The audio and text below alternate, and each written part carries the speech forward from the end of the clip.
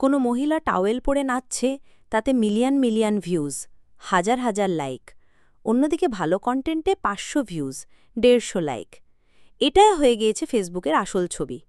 কেউ সকালে আলু পটল খাচ্ছে নাইটি পরে, আবার ক্যাপশনে লেখা, দেওরকে আজ যা দিলাম, ব্যাস তা দেখার জন্যই একেবারে হুড়মুড়িয়ে পড়ছে মানুষ। না জানি ভিডিওর শেষে দেওরকে কী দেবে। এটা জানার উৎসাহে অন্যদিকে কবি নজরুলকে নিয়ে একটা কন্টেন্ট লিখুন, মুহূর্তের মধ্যে নাক বেঁকিয়ে এড়িয়ে যাবে ফলোয়ার্সরা। ওইসব জ্ঞান দেখে কি হবে, কবিতা দেখে কি হবে? আসল ভালো লাগা আছে ভাবির নাইটির তলায়। এই জন্যই পাবলিক ডিম্যান্ড অনুযায়ী নাইটির কদর বাড়ছে। হুড়মুড়িয়ে নাইটি পরে পরে রিলস করতে নেমে পড়েছেন ছেলেমেয়ে নির্বিশেষে। ও বাবা, তাতেই আবার নাকি লক্ষ লক্ষ উপার্জনও হয়েছে। আর এই দেখে আরেক দল ক্রিয়েটিভিটি বাড়াতে সায়া পরেই ভিডিও করা শুরু করেছে।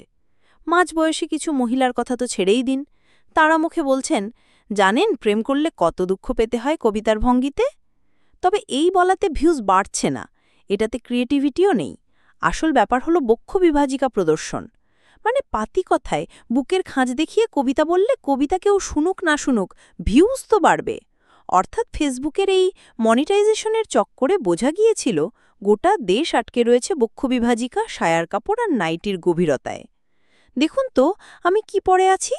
এক মহিলা খালি গায়ে ঢেকে পাবলিককে ভিডিওতে প্রশ্ন করছেন, আর তাতে পাবলিকের কি উচ্ছ্বাস!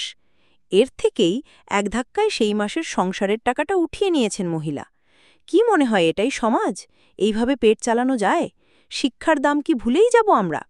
ভাগ্যিস রিলস থেকে আয় কমানো হয়েছে, নইলে আমার আপনার সন্তানকেও একদিন স্কুলে বসিয়ে শেখানো হতো, পড়াশুনো করে লাভ নেই, ফেসবুক খুলে খাঁজ দেখো, খাঁজ দেখাও, তাতেই বাড়ি গাড়ি কিনতে পারবে।